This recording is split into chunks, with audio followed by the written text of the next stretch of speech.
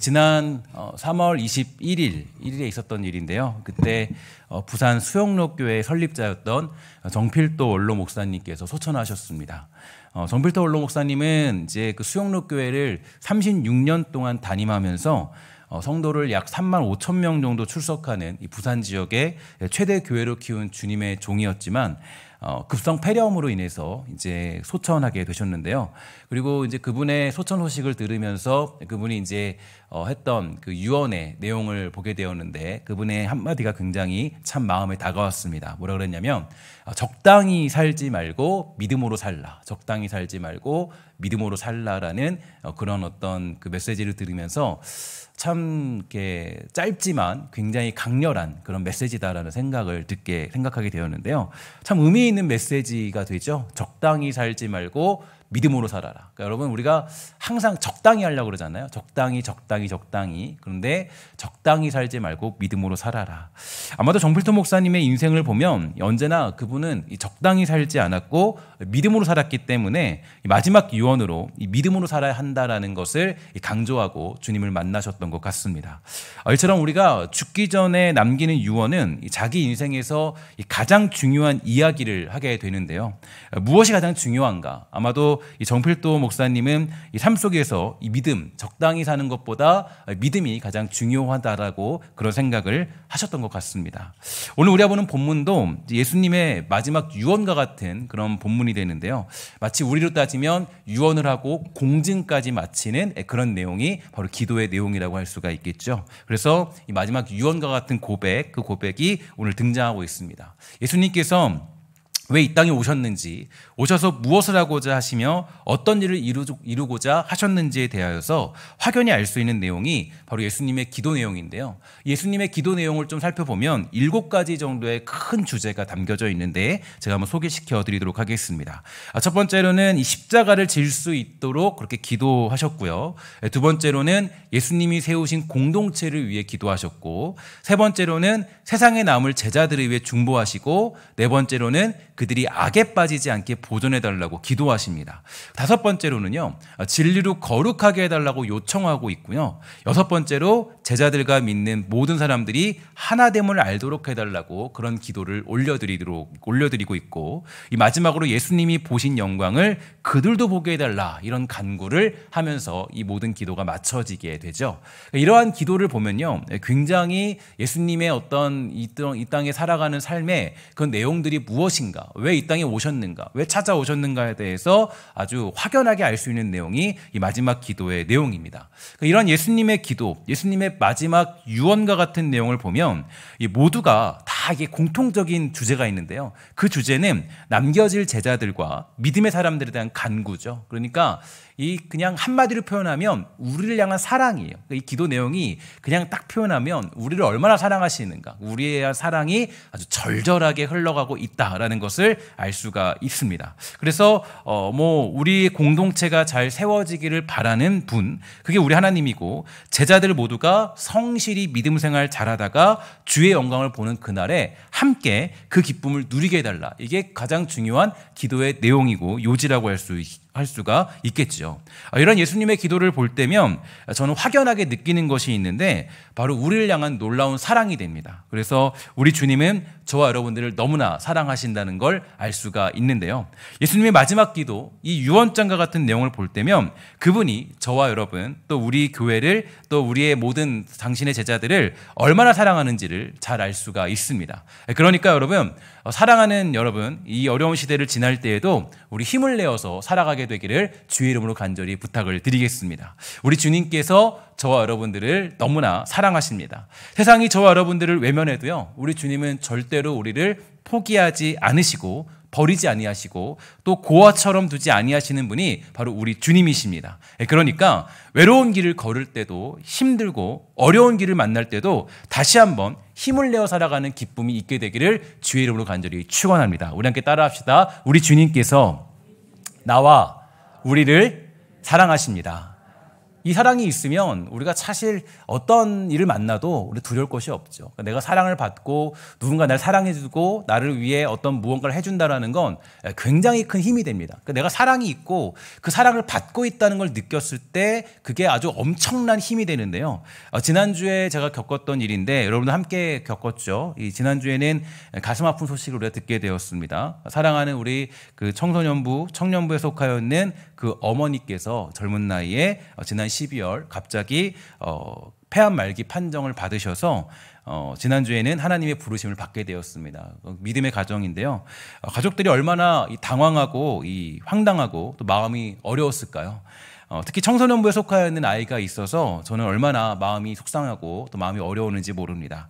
그래서인지 더 마음이 쓰이게 되었고 주님께 더욱더 도움을 요청하면서 하나님 그 가정을 돌봐달라고 많은 기도를 하게 되었는데 그러한 마음으로 묵묵하게 장례식을 인도하게 되었습니다. 하나님 여기에 큰 위로가 있으면 좋겠어요 라는 그런 마음이 있었거든요. 근데 정말 감사하게도 우리 권사님들 또 집사님들이 그 어머니와 아버지 같은 마음으로 다 찾아가 주셔서 그를 위로해 주시고 함께 해 주심이 너무나도 큰 힘이 되었습니다. 그리고 심지어는 화장터까지 그 같이 찾아가 주신 분들도 계셨는데요.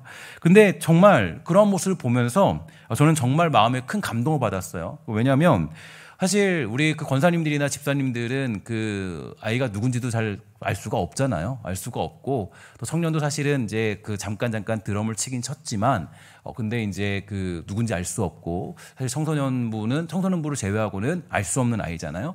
근데 정말 그 어머니와 아버지 같은 마음으로 그 아이를 돌봐주고 또 그 아이의 어떤 마음을 궁휼히 여겨줘서 정말 거기 찾아가서 함께 위로해주고 격려해주고 저는 정말 큰 감동을 받았어요. 그러니까 정말 그렇게 어머니 같은 아버지 같은 마음으로 살펴준다는 거 사실 이게 교회의 사랑이죠. 교회도 너무 멋지고 아름다운 사랑이에요. 요즘에 저는 그런 걸 굉장히 많이 느끼는데 우리 교회가 정말 아름다운 교회라는 걸 많이 느껴요. 우리 권사님들이나 이런 분들이 정말 많이 돌보시고 확인해 주시고 또 찾아가 주시고 또 뭐 코로나 걸린 사람들 또 이런 분들 있으면 또 그들에게 또 선물도 준비해 주시고 정말 너무너무 감사한 것 같아요. 그러니까 정말 보면서 그런 사랑을 받으면 얼마나 행복할까요? 너무 감사할 것 같아요. 그러니까 사실 그 부모님이 우리 교회 다니지도 않는데 이 자청하여서 장례식 일정에 함께 해주고 사랑을 전달해주고 오니까 유가족들에게는 얼마나 힘이 되었을까. 그러니까 그 아이가 아마 제가 평생 기억을 아마 잊지 못할 거예요. 제가 예전에 한번 이렇게 우리 장례식 때 많이 부르는 찬송이 있잖아요. 이렇게 찬송이 있는데 그 찬송에 그 유튜브에 찬송이 이제 그 편곡을 한 찬송이 있어요. 근데 거기에 댓글에 보니까 제 생각에 딱 그 글을 보면 한 대학생쯤 돼 보는 것 같아요. 근데 그 사람이 글을 써서 이렇게 쓰더라고요. 자기 아버지 소천할 때 그 자신에게 찾아왔던 장례식장에 찾아왔던 교인분들하고 이런 분들을 자기 잊을 수 없다. 이 찬양을 들을 때마다 생각난다. 이런 얘기를 봤거든요. 정말 저는 보면서 정말 그런 마음이 들었어요. 그래도 우리 교회가 너무 소망이 있구나. 너무 멋진 분들이 많이 계시구나. 그런 사랑을 받으면 하나님을 어떻게 잊을 수 있겠어요? 자기도 처음 보는 사람이고 모르는 사람인데. 그러니까 이게 사랑을 받는다는 건 대단한 거예요. 누군가 자신을 사랑해주고 돌보아주고 관심을 던져준다는 건 정말 큰 의미이고 힘이 되는 것 같습니다. 최근에 저희가 코로나에 걸려서 힘들어하는 지체들에게 이런저런 물품들을 준비해서 전달해주고 있는데요. 그러니까 이게 사실 사역자들에게는 굉장히 힘들고 고된 일입니다. 그러니까 정말 힘든 일인 게 뭐냐면 만만치 않아요. 가게에 가서 일단 이제 상품을 한 40만 원씩 50만 원 사와야 돼요. 이만큼을 이제 제가 이제 사오면 이제 그거를 다 사역자들이 다 분류를 다 해요.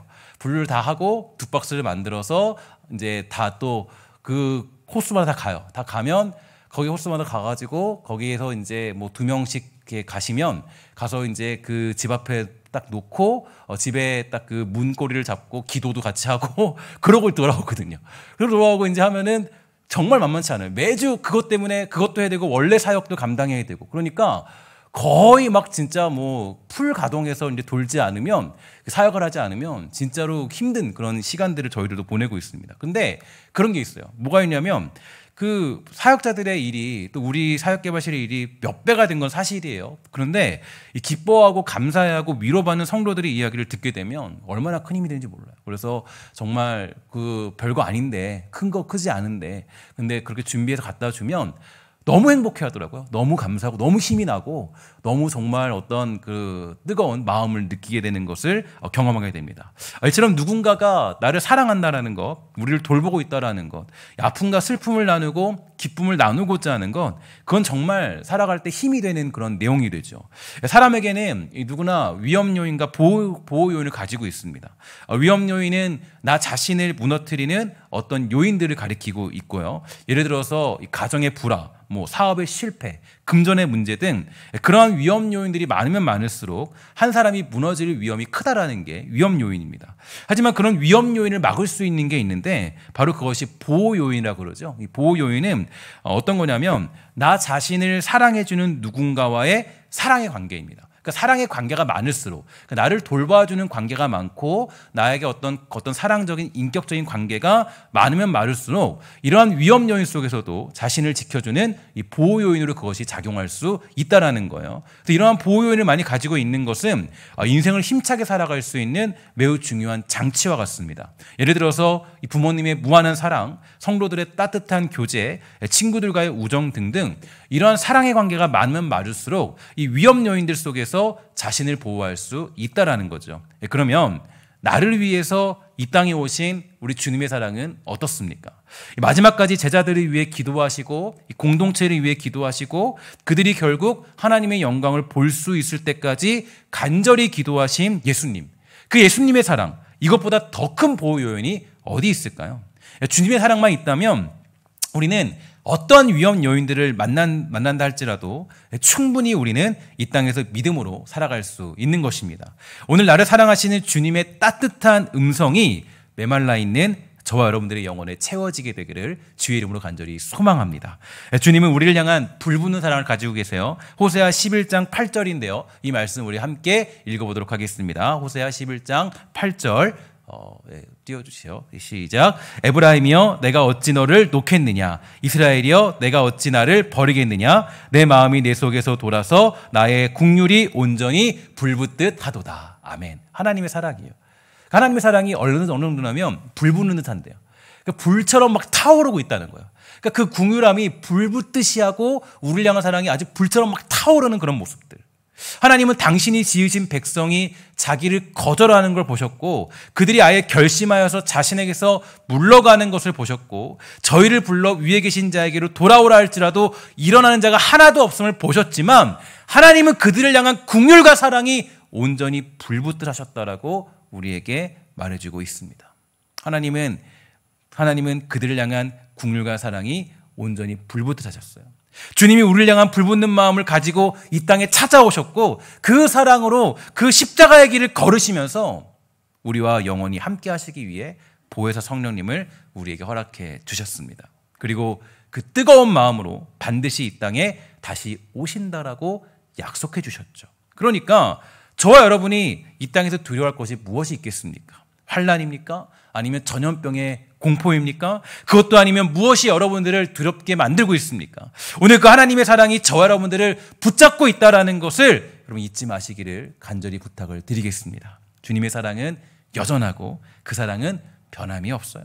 심지어 우리를 향한 그 사랑에 대하여서 오늘 본문은 매우 중요한 한 사실을 알려주고 있는데 그 사랑이 어느 정도까지인가 확인할 수 있는 매우 중요한 기도의 내용이 등장하고 있죠. 바로 본문 20절부터 23절까지의 말씀인데요. 쉬운 성경으로 제가 읽어보도록 하겠습니다. 저는 이 사람들을 위해서만 기도하는 것이 아니라 이 사람들이 전하는 말을 듣고 저를 믿는 사람들을 위해서도 기도합니다.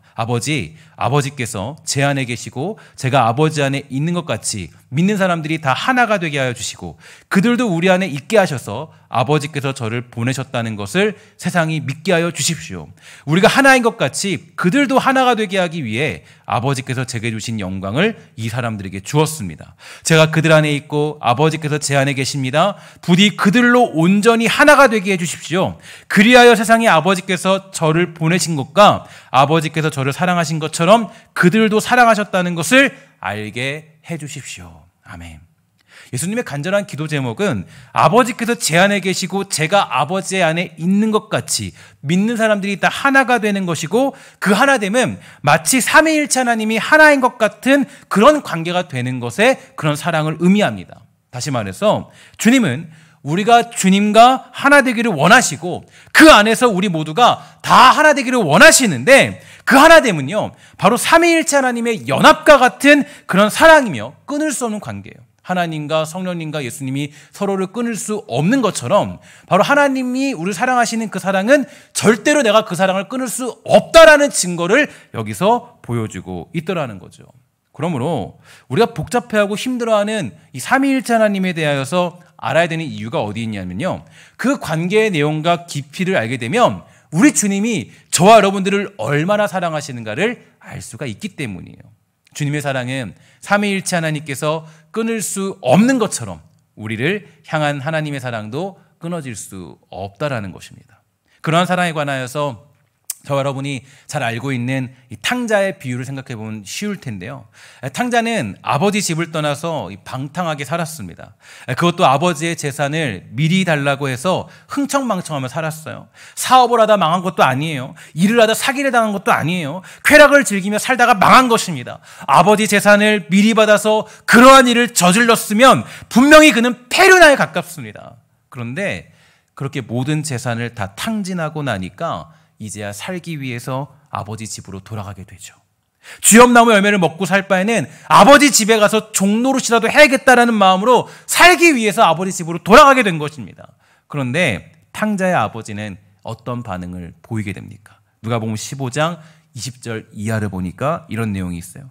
아직도 거리가 먼데 아버지가 그를 보고 치근히 여겨 달려갔대요. 달려가고 목을 안고 입을 맞췄대요. 그 페류나한테 아들이 이르되 아버지, 내가 하늘과 아버지께 죄를 지었사오니 지금부터는 아버지의 아들이라 일컬음을 감당하지 못하겠어요.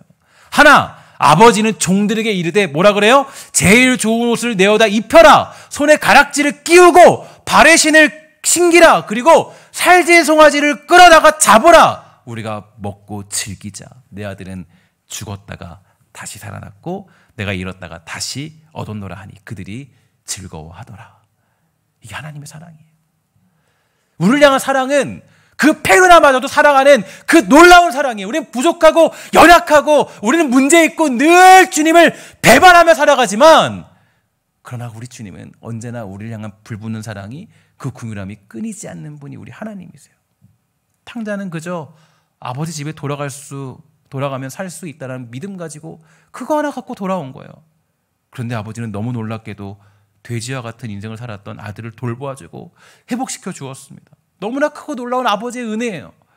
이런 탕자의 비유는 아버지의 사랑이 얼마나 크고 놀라운 것인가를 가르쳐 줍니다. 우리는 그 사랑으로 인하여서 오늘도 다시 아버지께 엎드려 주의 은혜를 구할 수 있는 것 아니겠습니까?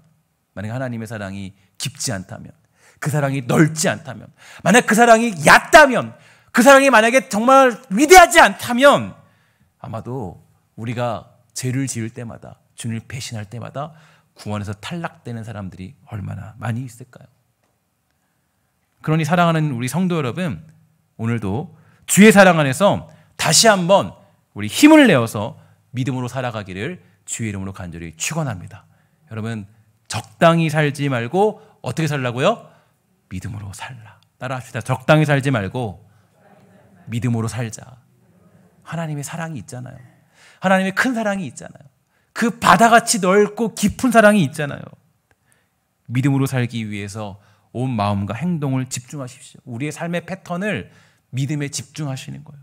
어떻게 하면 믿음으로 살아갈 것인가를 고민하세요. 실패했다고, 넘어졌다고, 무너졌다고 우리를 원망하지 않으시는 주님이십니다. 이러한 주님의 사랑에 대해서 사도 바울은 우리에게 너무 정확하게 표현해주고 있어서 조금 길지만 제가 여러분들에게 묵상하는 마음으로 읽어드리도록 할게요. 로마서 8장입니다. 그런즉 이 일에 대하여서 우리가 무슨 말 하리요? 만약 하나님이 우리를 위하시면 누가 우리를 대적하리요? 자기 아들을 아끼지 아니하시고 우리 모든 사람을 위하여 내주신 이가 어찌 그 아들과 함께 모든 것을 우리에게 주시지 아니하겠느냐? 누가 능히 하나님께서 택하신 자들을 고발하리요? 의롭다 하신 이는 하나님이시니 누가 정죄하리요? 죽으실 뿐 아니라 다시 살아나신 이는 그리스도 예수시니 그는 하나님 우편에 계신 자요 우리를 위하여 간구하시는 자신이라. 누가 우리를 그리스도의 사랑에서 끊으리요. 환난이나 곤고나 박해나 기근이나 적신이나 위험이나 칼이라 기록된 바 우리가 종일 주를 위하여 죽임을 당하게 되며 도살당할 양같이 여김을 받았나이다 함과 같으니라. 그러나 이 모든 일에 우리를 사랑하시는 이로 말미암아 우리가 넉넉히 이기느니라. 내가 확신하노니 사망이나 생명이나 천사들이나 권세자들이나 현재 이런 일이나 장래일이나 능력이나 높음이나 기품이나 다른 어떤 피조물이라도 우리를 우리 주 그리스도 예수 안에 있는 하나님의 사랑에서 끊을 수 없으리라. 아멘. 너무 멋진 고백 아니겠습니까? 그 어떤 것도 하나님의 사랑에서 여러분들과 저를 끊을 수 없다라는 거예요. 모든 사랑에는 다 한계가 있죠. 그러나 하나님의 사랑에는 한계가 없습니다. 하나님의 사랑은 그 한계가 없는 사랑으로 이 땅에 찾아오셨고 십자가를 지시고 그 무한한 사랑으로 우리를 돌보고 계신 분이 바로 우리 주님 되십니다. 그러니 여러분 주저하지 마시고 다시 한번 힘을 내어 힘차게 하루하루를 살아가는 우리 주의 백성들 다 되시기를 주의 이름으로 간절히 축원합니다. 여러분들 모두가 힘을 냈으면 좋겠어요. 제가 계속적으로 그런 마음이 드는데 하나님의 그 큰 사랑이 있는데 우리가 잠잠히 있을 필요가 어디 있겠습니까? 하나님의 그 놀라운 사랑이 있는데 두려울 것이 어디 있겠어요? 하나님의 사랑이 있는데 무서울 것이 뭐가 있겠습니까? 하나님의 그 긍휼하시고 너무나도 놀라운 불붙는 사랑이 있는데 우리가 힘이 빠져서 기죽어 살아갈 이유가 어디 있겠어요? 심지어 탕자마저도 하나님이 그를 붙잡아 주시고 돌보아 주시고 사랑해 주시는데 세상이 하나님의 사랑은 정말 놀랍죠. 세상이 예수님의 억울함을 풀어주었어요. 오히려 세상이 죄인이 아니다라고 증명해 주었어요. 그러나 우리를 구원하시기 위해서 예수님은 그 억울한 길을 자청하여 그 억울한 길을 걸으십니다. 저는 하나님의 역사, 그분의 일하심, 성경에 나타난 내용을 볼 때마다 너무 깜짝깜짝 놀래요. 만약 빌라도의 재판이 없이 예수님이 십자가에 죽으셨다면 그것이 무슨 의미가 있을까요? 빌라도의 재판은 예수님이 죄가 없다는 것을 우리에게 충분하게 증명해주고 증거해 주었습니다. 역사적으로 공식적으로 예수님은 죄가 없다라고 확연히 증명해 주었어요. 세상이 우리에게 말합니다. 예수님은 죄가 없다. 형벌받을 이유가 없다. 십자가의 길을 걸을 필요가 없다. 그 십자가의 고난을 당할 필요가 없다. 세상은 우리에게 확실하게 증명해 줬어요. 그러나 예수님은 그 험난한 길을 걷기로 하십니다. 예수님은 그 길을 걷기로 하세요. 세상이 그에게 시킨 게 아니에요. 죄가 있어서 그 길을 걸으신 게 아니에요. 죄가 없다라고 명백히 드러났어요. 근데 예수님이 그 길을 걷기를 원하세요. 그 험난한 길을 걸으십니다. 목적은 단 하나요. 바로 사랑하는 저와 여러분을 구원하여 하나님과 예수님과 성령님 그 삼위일체 연합에 우리를 초청하시기 위해서 삼위일체 하나님의 연합에 우리를 불러서 함께하는 그 기쁨을 누리도록 하시기 위해서 하나님이 우리를 위해 아들을 보내시고 그 길을 걷게 하시고 그리고 심지어 승천하시는 이유도 뭐라 그랬어요? 지난주에 말씀드렸죠? 승천하시는 이유도 우리와 함께 하시는 보혜사 성령을 보내주시기 위해서 어디를 가든지 어디에 있든지 어떤 순간에 있든지 다 하나님의 사랑이에요. 그 사랑 안에서 모든 일이 이루어지는 거예요. 이 마음은 예수님의 마음만이 아니라 삼위일체 하나님이 모두가 똑같이 가지고 계신 마음이요 사랑입니다. 그 사랑이 저와 여러분을 구원하였고 오늘도 우리를 살게 합니다.